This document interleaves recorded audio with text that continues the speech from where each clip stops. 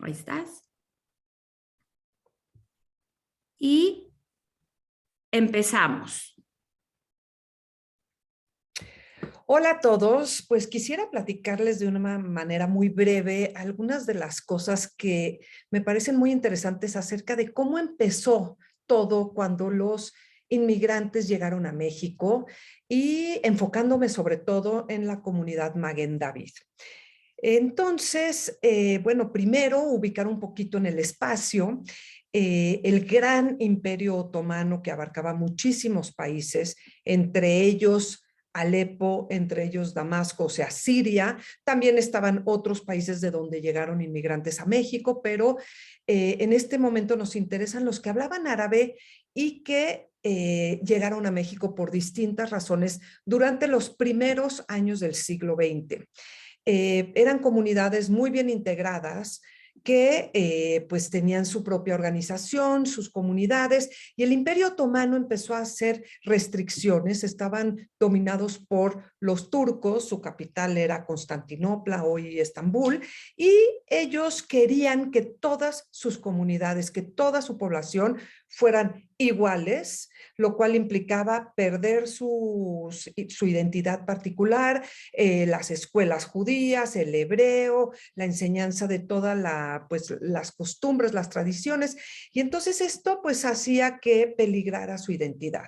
Pero lo más peligroso de todo era que tenían que mandar a sus muchachos, que eran muy jóvenes, a un servicio militar sumamente peligroso, del que los que regresaban mutilados, enloquecidos o muy mal.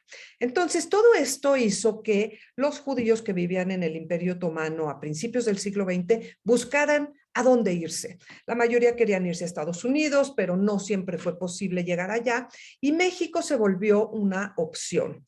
Entonces vienen en barco, ¿no? En tercera clase, porque dicen que no había cuarta, durante estos primeros años del siglo, en condiciones muy complicadas, porque el barco se movía mucho, sufrían de mareos, devolvían el estómago, los que cuidaban kashrut tenían que meterse a la cocina a ver si les regalaban un huevo duro, un pan, una fruta o alguna cosa que pudieran comer, y después de un largo viaje en el que no sabían bien a dónde iban, en el que primero venían los muchachos solos, a veces muy jóvenes, sin saber el idioma, sin tener dinero, como dicen, con una mano adelante y otra atrás, y sin de veras conocer lo que era la situación del país al que iban a llegar.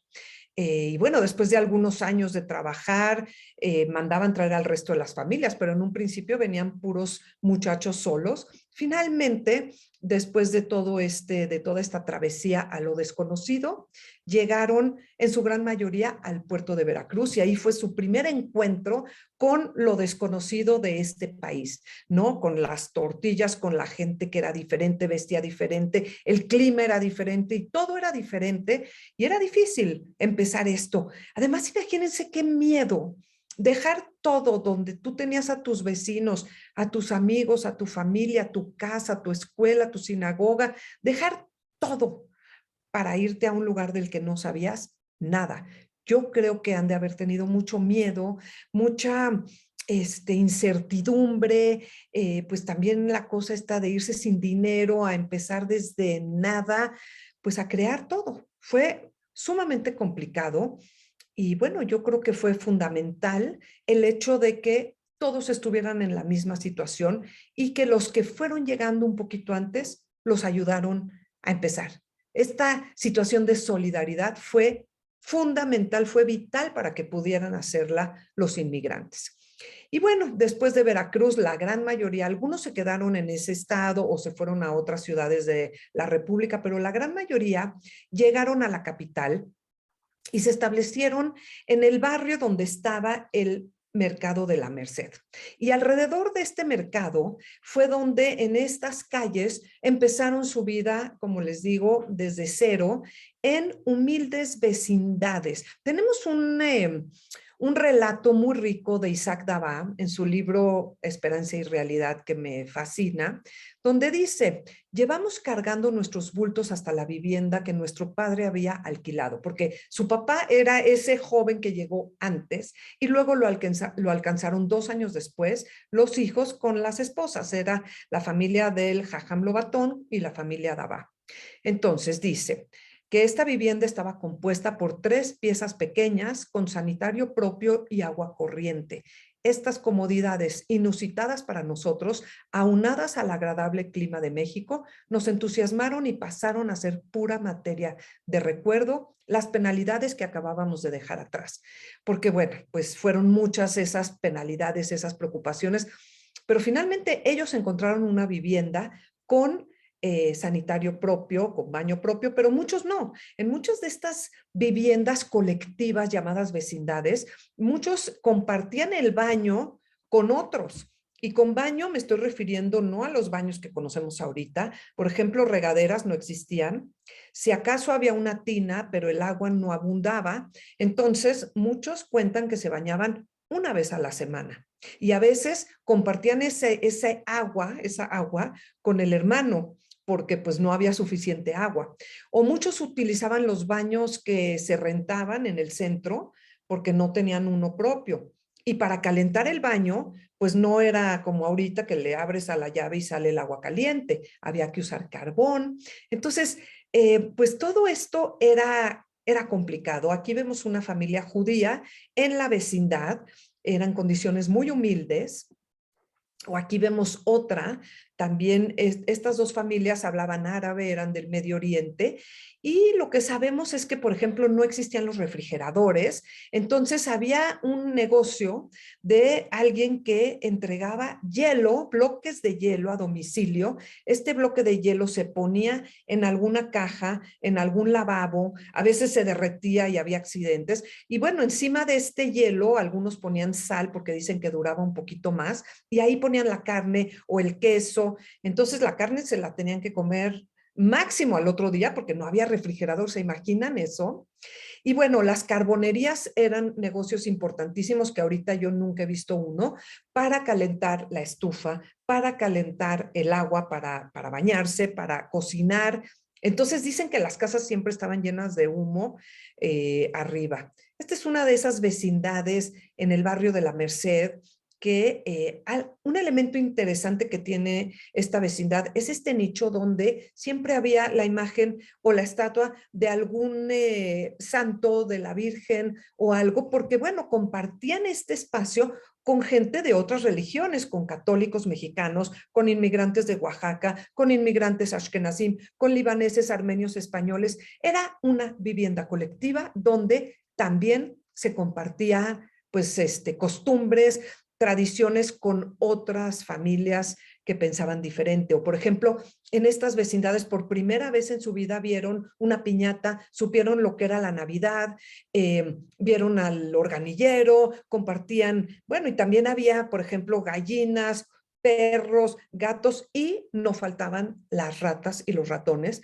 porque estaban cerca del barrio del Mercado de la Merced y bueno, pues estaban acostumbrados a esto. Estas vecindades también sirvieron para otro tipo de cosas que ahorita vamos a hablar, pero con esta imagen les quiero platicar qué hicieron para ganar dinero, que era fundamental para poder pagar la vivienda y para comer. Y sobre todo, el objetivo principal que tenían estos primeros inmigrantes era ahorrar cada centavo para traer al resto de sus familias, que como les dije, a veces esto les tomó 3 o 4 años. Yo sé, por ejemplo, de mi abuelo materno, que era de Lituania. Él vino primero a hacer la América, así le llamaban, y dejó a mi abuela embarazada. Mientras la vio, ese niño que traía en su vientre ya caminaba, ya hablaba, o sea, cuando se volvieron a ver, y otro niño que había dejado allá en Lituania había muerto. Y él estaba aquí luchando por la sobrevivencia y tratando de llevar a su familia, de traerla aquí a México. Pero miren estas imágenes, qué poderosas son. Estos eran, como quien dice, tiendas ambulantes. eran inmigrantes que se cargaban el cuerpo de mercancía, como calcetines, corbatas, ropa interior. Había quienes vendían estampitas de santos y había quienes vendían velas, navajas de rasurar o lo que fuera. Lo más importante es que hubiera un paisano que les prestara la mercancía, porque si la hubieran tenido que comprar para irla a vender, nadie hubiera podido hacerlo porque nadie traía dinero. Venían realmente con muchas limitaciones y entonces se hacían una caja que se colgaba del cuerpo, iban por las calles vendiendo su mercancía, pero no hablaban el español. Entonces, pues con el lenguaje del cuerpo y con las pocas palabras que iban aprendiendo, dicen que una de ellas siempre era barato, barato, barato, y se enfrentaban con gente muy humilde del pueblo que muchas veces les decía, yo no puedo pagar, no tengo dinero. Y entonces ellos acostumbraron a sacar una libreta y apuntar. Decía, dame tu nombre y dame tu dirección. Imagínense que hoy nos pidan nuestro nombre y nuestra dirección. No se los damos ni muertos, pero era una ciudad segura. La gente no tenía miedo, no les iban a hacer nada. Y entonces aquí tenemos esta joya que es una hoja del cuaderno del señor Alberto Dana, que en paz descanse, que él hablaba árabe, él era de Damasco, y entonces aquí apuntaba el nombre de la persona, lo que le tenía que cobrar, y luego no era nada más la dirección, porque muchas veces no podían leer el nombre de la calle, sino que era una descripción. Por ejemplo, la casa con pared descarapelada, con una puerta café, o con una ventana rota, o abajo hay una fonda, o alguna descripción para que pudieran reconocer el lugar. Y por eso les empezaron a llamar aboneros, porque tenían que ir a cobrar los abonos cada semana, que es lo de 6 meses sin intereses, pero de una manera mucho más rudimentaria. Los judíos y los libaneses no judíos inventaron este sistema en México. Hubo quienes con un poco de tiempo pudieron tener dinero para contratar a un cargador, que esto también era importante, porque bueno, era muy pesada esta labor de ir cargando con toda la mercancía, tratando de venderla. Y bueno, aquí vemos a estos dos inmigrantes ya con un ayudante que seguramente era también un inmigrante, a lo mejor de Veracruz, de Puebla, que muchos de ellos se convirtieron en parte de sus familias. Les decían, esto tú no puedes comer, o esta persona te está engañando, o diferentes situaciones que eran de todos los días. Algunos se pudieron hacer de un puesto en un mercado, ya sea afuera del mercado o adentro del mercado, y hubo quienes con el tiempo y con mucho esfuerzo y mucho ahorro, porque de veras no se gastaban el dinero en ir a tomar o en alguna tontería, o sea, realmente ahorraban cada centavo, porque además era una época en la que cada centavo tenía un valor. Y entonces hubo quienes ya pudieron rentar un espacio para poner una tienda. Y entonces, pues ya esto significaba un cierto ascenso. Esta foto me gusta mucho porque muestra este elemento que se llama el portaviandas, que son como tupperwares apilados, y esos se los llevaban a la tienda con hasta arriba una sopa, luego a lo mejor una torta de calabaza, luego yo que sé, un huevo duro.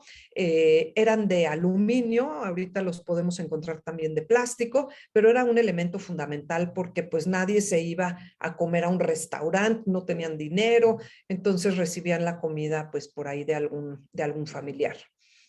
Y también hubo quienes en su vivienda empezaron un taller de costura. Muchos inmigrantes llegaron con ese oficio de saber coser una blusa, un pantalón, unas medias, que esto era una novedad en México, abrigos. Por ejemplo, los inmigrantes de Rusia, ellos fueron los que empezaron a hacer aquí abrigos de piel, que no los necesitábamos en México porque no tenemos esos fríos de Rusia, pero bueno, empezaron con la mesa del comedor, que era la única mesa que había en la casa. Entonces los niños desayunaban en la mañana, luego se iban a la escuela, ahí en esa misma mesa desplegaban las telas, empezaban a cortar. Cuando regresaban los niños de la escuela, quitaban todo para usar la mesa para comer o para hacer la tarea, etcétera.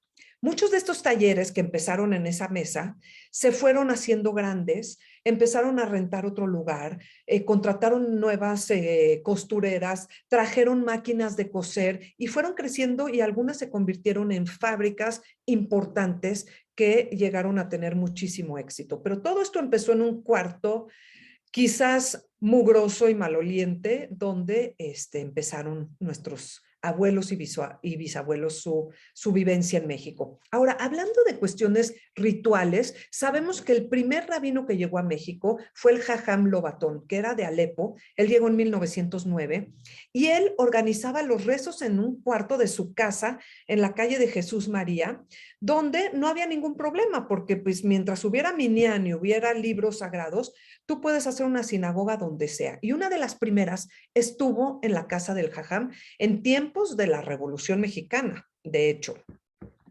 Pero él también era shojet, él también mataba las reses en el rastro y traía carne. Fíjense lo que sucedía en esos tiempos, esto es algo impensable para el día de hoy. En una carnicería X, que no era de carne judía, de carne kosher, ni mucho menos, los lunes y los jueves le limpiaban un pedacito para que el jajam pudiera vender carne kosher en tiempos de la revolución. Imagínense que eso se pudiera hacer hoy en día. Y aquí vemos fotos de matarifes que iban al mercado de la Lagunilla, de la Merced, de San Juan. Ahí los paisanos o las paisanas compraban los pollos vivos, los agarraban de las patas, los llevaban con el shojet, él lo mataba de la manera kosher y luego tenían a sus desplumadores y tenían que salarlo, tenían que limpiarlo. O sea, ahorita vamos al súper, compramos el pollo, lo cocinamos y todo está muy bien. En ese entonces era muy complicado, pero la gente se las arreglaba para poderlo cumplir. El tema de la escuela, por ejemplo, también fue muy complicado. Algunos llegaban a la mitad del año sin hablar la lengua, no había dinero para una escuela privada, pero tampoco había escuelas judías, había que inventarlas. Y entonces lo que hacían es que mandaban a los niños a las escuelas públicas, donde seguramente los buleaban porque se veían diferente, porque se vestían diferente, porque se llamaban diferente. Y poco a poco, pues empezaron a crearse las escuelas judías. Pero muchos de estos niños que iban a una escuela pública en la mañana tenían algún tipo de educación judía en la tarde, con algún maestro, con algún rabino, con algún jajam, que los hubo, lo sabemos. También, por ejemplo, al principio pues no había sinagoga y entonces los tefilim se hacían en la vecindad. Esta fue, por ejemplo, en la calle de Loreto número 3, donde vivía la familia, en este caso Aspani, pero se usaban las vecindades, los patios, para hacer las fiestas familiares, porque no había otra posibilidad. Aquí vemos toda la familia en una foto preciosa de un bar mitzvah, o aquí vemos una invitación para una boda que fue en los salones de Jesús María número 3, pero algo que llama mucho la atención de esta imagen es que la familia mandó el boleto del camión para que la gente que iba a ir a la boda no gastara en transporte, porque obviamente nadie tenía coche. Entonces, estamos hablando de otros tiempos. Y esta es una boda que sucedió en ese salón de Jesús María, donde, bueno, miren cómo era la decoración, era muy sencillo, muy simple, ni hablar de lunas de miel. Si les iba muy bien, se iban a Acapulco, unos 3, 4 días, no había pues todas estas grandes lunas de miel que podemos hacer ahorita, ni fiestas, o sea, sí se servían comidas y era todo muy tradicional. El menú siempre era el mismo, las señoras cocinaban en ollas de aluminio en sus casas y se las llevaban a la boda, en fin. Si la gente quería pasar algunos días de vacaciones, se usaba mucho que fueran a Cuautla, a Agua Hedionda, a Huastepec, de repente a la playa de Veracruz, obviamente yéndose en tren o en camión, pero bueno, eran momentos inolvidables para las familias y también los picnics que hacían en los parques de México, en Chapultepec, en la Alameda, en el Desierto de los Leones, donde se llevaban todo, se llevaban comida, se llevaban a veces un darbuka, un derbeque para tocar algo de música, una pelota, y se la pasaban muy bien, pero lo máximo de lo máximo era ir a Xochimilco. Esa ya era la excursión top de todas las que podían pensarse, ¿no? Pero bueno, ahorita vamos a Xochimilco y a lo mejor nos compramos un elote, un esquite, una quesadilla. En ese entonces, todo mundo llevaban su comida, que se pudiera comer, que no fuera caliente, y compartían pues con toda la familia. No había muchas posibilidades. Había cines, pero no siempre había dinero para pagar la función. Pues eran muy limitadas las formas de entretenimiento. Mucho se acostumbraba que se visitaran unos a los otros, que fueran a las casas, que se tomaran un café turco, que fueran al parque, a la calle, en fin. Con el tiempo pudieron ahorrar, pudieron tener una mejor vida, ya tenían al resto de sus familias en México, ya tenían el inicio de una escuela, un lugar de rezo, una sinagoga, y entonces se fueron del centro, que fue el origen de todo, y que todas las imágenes anteriores tienen que ver con la etapa del centro. Esta que vemos aquí es la nueva etapa de migración de los judíos en México, cuando se fueron a la colonia Roma, se fueron poco a poco como gotitas, unos al lado de otros, se fueron llamando y se establecieron en la colonia Roma. Fueron a otros parques, hicieron nuevas tiendas, nuevas sinagogas. Vemos aquí el camión de la escuela que tuvieron, que era Sedacá y Marpé, así se llamaba. Y finalmente empieza otra etapa que también fue muy difícil, como cuando hicieron el CNIS de Córdoba, que fue complicadísimo. La gente donaba, ¿cómo se llama?